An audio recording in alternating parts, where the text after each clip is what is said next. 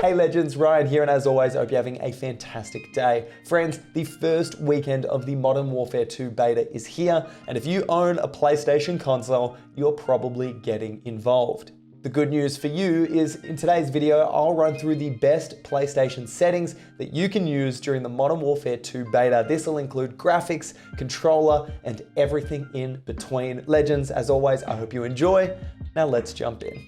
Okay, legends, when you first launch Modern Warfare 2 and you head over to your settings menu, the first thing you'll be met with is this quick settings section. And I'm super excited about this section because it's a really nice quality of life addition to Call of Duty. And I'll tell you why. Yours will probably look a little bit different to mine. What this quick settings section allows is for you to manually set some of the most important settings to you so you can quickly access them at any point during the game. So you can see in the bottom there, it says press R2 to remove all quick settings. If you do that, it will completely clear this section. And then from there, you can press triangle throughout the remaining settings menus to add things to this section. So for me, I've gone through, I've added my stick sensitivity, both horizontal and vertical. I've added my aiming input device. I've added my aim assist type, my aim response curve type, and the right stick minimum input. We'll be going into all of these settings later on, but for me, these are some of the most important settings that I'll be changing throughout the Modern Warfare 2 beta, and so I've got them in the quick settings section. Moving onwards from there, and the first thing I'm going to talk about today is the controller settings. We're going to speed through this. You're welcome to copy exactly what I'm using, or you're welcome to mix it up a little bit, but in my opinion, I've set this up to be the best possible controller settings available. For instance, I'm running the tactical button layout. This allows me to melee using circle and to dive and slide using R3, like pressing my R3 button inwards, my right stick inwards. As far as the triggers are concerned, I do not play flipped. I know some people that do. This is very personal preference, but I prefer to have my ADS and my fire actions on my L2 and R2. And I just want to point out, ordinarily I play using an Xbox controller, like a SCUF controller. I'm not a big Sony man, but this is the way I've got it set up. My stick layout is default. Controller vibration and trigger effects, honestly, turn these off unless you're an absolute maniac. Controller vibration is not the biggest deal, but the trigger effects, the weapon fire threshold, and the full haptics is just going to be, particularly in multiplayer, is going to be more of a hindrance than anything else. Moving onwards, we've got our aiming settings, horizontal stick sense and vertical stick sense. I play 6.6. I played on 6.6 during Vanguard. I would suggest that you start at least maybe 3.3 or 4.4, and then as you start to feel a bit more comfortable, increase or decrease this setting as required, because this is incredibly personal preference. This sensitivity multiplier goes into more in-depth sensitivity options for third-person vehicles and tablet sensitivity. Some of these are new, some of them are not. Personally, I suggest you just leave them as is. The third-person sense is very intriguing to me because, to my knowledge, like, when are we going to be in third-person view? Particularly if there's separate settings for vehicles. I don't know, there could be some third-person modes on the horizon, who knows? Similar to the above, you've got your vertical aim settings. I've got all of these set to standard, but basically your options will be standard or inverted. Very personal preference, just depends on how you play. I am a standard user. My aim down sight behavior is hold. I'd strongly suggest this be the way you go. And you'll see here on the right, and this is another cool quality of life addition to the game, is it tells you some of the related settings. So if I click X right now, it's going to take me to the ADS interruption behavior because the game deems that to be similar to the aim down sight general behavior. I think, again, cool quality of life setting to help you quickly navigate throughout these menus. Moving onwards, automatic tac sprint is the way I play. You should too. It takes some getting used to. It really is. You play a lot faster with automatic tac sprint, and this is going to save you from going through a dozen PlayStation controllers this year. This means you don't have to double push upwards or really aggressively hold upwards on your left trigger in order to tac sprint. It will just do it automatically if tac sprint is available. Equipment behavior we have set to hold. That means if I press L1 and hold L1, I'm going to pull out my tactical grenade. And when I let go of L1, I'm going to throw the tactical grenade. This is personal preference. I don't think I've ever met somebody to play toggle equipment, but so I would suggest going with hold, but it really is up to you. Weapon mount activation, go with ADS melee here. This means in order to mount your weapon, and obviously this means mounting is back, but in order to do so, you hold ADS and then you press your melee button. So for me, I'd be holding ADS and I'd be pressing circle, and then that is when I will mount if mounting is available. If you have this set to double tap or just simply ADS, then it's very likely you're going to get stuck mounting objects accidentally. If you don't mount full stop, you can simply turn this option off. Moving onwards, interact reload behavior I have set to tap to reload. Depending on how many doors are in this game, I may switch this to prioritize interact so that I'm always opening and closing doors when I want to, but for now, tap to reload is the way to go. And finally, armor plate behavior. Look, I don't know why this setting is even in Modern Warfare 2. This is more of a Warzone setting. So interested to see if there's some type of armor plate system in Modern Warfare 2. Maybe it's a field upgrade, who knows? But I've got that set to apply one for now. Now press R1, do not forget to do this. You may just totally miss it, but you can see in the top there, it says press R1 to move over to the advanced options, which is where we're gonna find our aim assist settings. Aim assist I've got set to on. I don't know why you would turn this off. You might as well be playing mouse and keyboard. So set your aim assist to on. I've got this set to default aim assist type and dynamic aim response curve type. These are both going to change throughout the course of the beta. I think this is sort of the default setting for me personally. It's what I used last year in Call of Duty Vanguard. It is what I used the year before in Modern Warfare 2019. But it's always good to test it out and to see what feels good in a new game like Modern Warfare 2. But that is what I'm going to start with. And you can see the star next to each of these settings. That means I've got that set to my quick settings menu. Moving onwards, aim down sight, aim assist. This means this is a single player only thing. This is when you're playing single player and you press ADS and your aim automatically snaps onto an enemy. It just makes playing single player a lot easier, but again, single player only. Your aim down sensitivity multiplier when you are focused is a cool setting. I don't know if we've had this before. Let me know in the comments below. Have we had this setting in previous Call of Duty titles? What it does is if I'm sniping and I hold my breath to focus, my aim down sight sensitivity is going to reduce. It's going to get a little bit slower. And so my aim should be a little bit more accurate. But that is only when I'm holding my breath and when I'm in focused mode. If I'm not holding my breath, then my aim down sight speed is going to be what I set it to. The aim down sight sensitivity transition, set this to instant. This is what most pro players are using to my understanding. So set this to instant. Gradual and after zoom are just gonna feel incredibly, incredibly weird. And then custom sensitivity per zoom.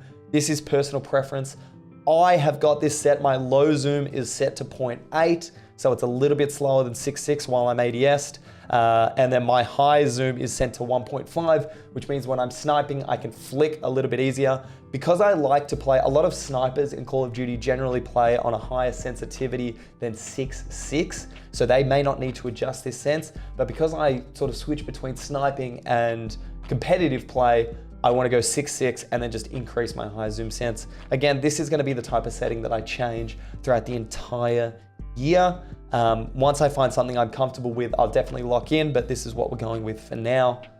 Moving onwards, your input dead zone. This is a good one to pay attention to. Set your left stick minimum to 0, and your right stick minimum is determined by how much stick drift you have. The best way to test this is to stand in an open area, take your hands off your controller, and if you notice you're moving, like your sight is moving across the screen, that means you've got a bit of stick drift. And you just you want to turn on your minimum input threshold. Just turn it up a little bit until that slight movement stops. You don't want to have this too high because then it will really impact your game. My left stick max and right stick max is set to the maximum setting, 99. L2 dead zone, which is my aim down sight, I've got set to 0. I do not want any dead zone there. My R2 dead zone, I've got set to 0.2. This means if I accidentally tap my shooting button, I may not fire, which is fine because if I'm about to get into a gunfight, I'm going to be holding R2 like there is no tomorrow. I'm not going to accidentally tap it. These are my settings. Have a play around for yourself, but I like this. Let's close that off. Sprint tactical behavior is set to toggle. Auto move forward is set to off. I don't know why you would use auto forward move. Tactical sprint behavior is single tap sprint. Again, this doesn't really matter if you've got auto tac sprint on. Grounded mantle is off.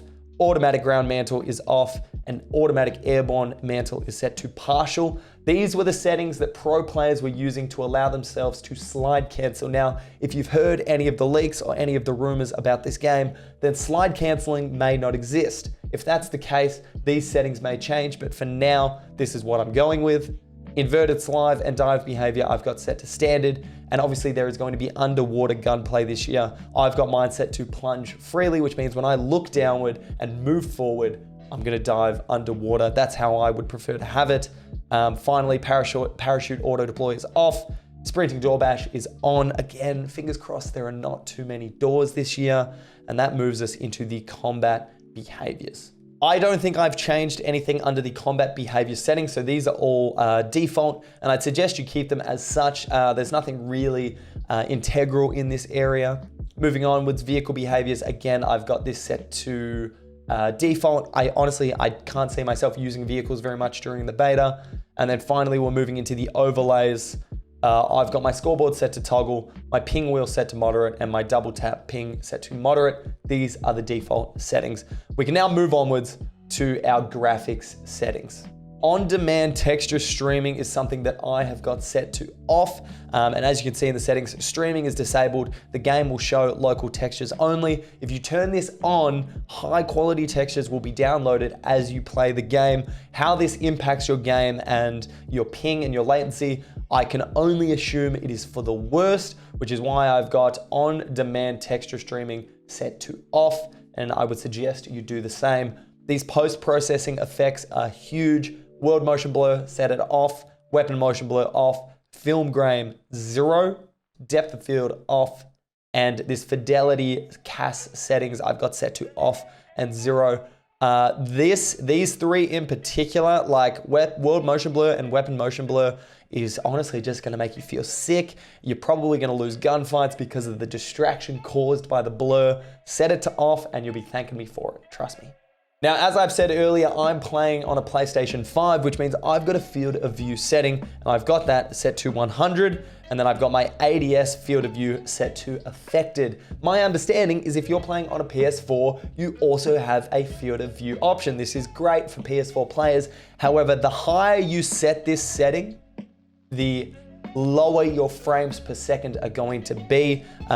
If I find that I'm dropping frames on a PlayStation, then I'm going to turn my field of view down. Obviously, when you're playing on PC and you've got a really solid, beefy rig, you could probably turn your field of view up and not notice frame dropping. But on a PlayStation 4, you probably cannot set yourself to 120 frames because I imagine you're gonna see some frame drops. So have a play around, see what works for you, see what ensures that you get the highest frames possible, and that's the way to go.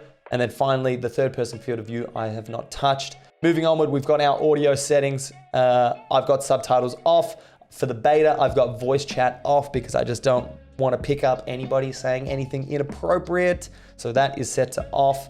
And they don't really have a great deal of, audio settings for the beta. Usually I imagine there are like effects settings and chatter settings and stuff of that nature. So I'm sure that will get added in the full game. But if you really want to do a test of your audio settings, you can do a little audio test, which we're going to do right now.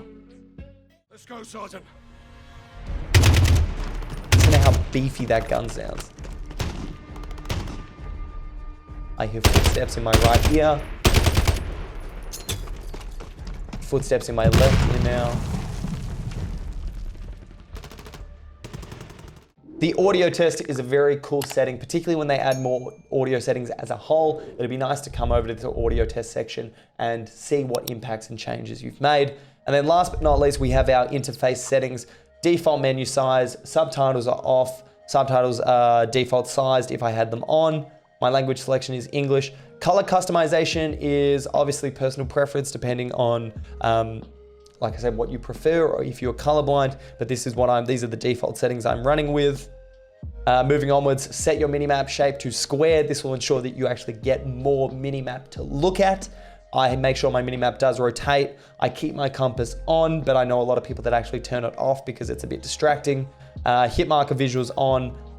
Hit markers, damage-based hit markers is also on. These are all default settings. Player names is a default setting, but you could set it to icon only if you want less clutter.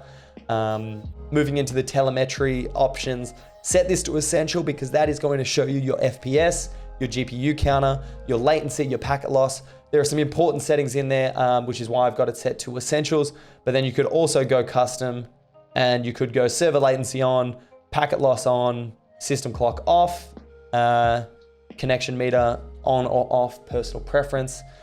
This is going to show you your ping and your packet loss, but if you've already turned that on here, there's probably no need to turn it on twice. And then finally, I've got my tooltips set to off. Legends, they are all the settings I am running through for the Modern Warfare 2 beta, particularly on the PlayStation console. When the PC beta comes out next weekend, I'll be doing another video to update these settings because there's going to be a lot more to choose from. As always, if you enjoyed this video, be sure to hit the like button, subscribe to the channel and turn notifications on for future content, especially heading into the Modern Warfare 2 season, where we're gonna be pumping out tips, tricks, highlights, you name it. Modern Warfare 2 content will be coming out of this channel. And last but not least, comment down below for a shout out in the next video. Legends, as always, I hope you're having a fantastic day. And remember, let's be legendary.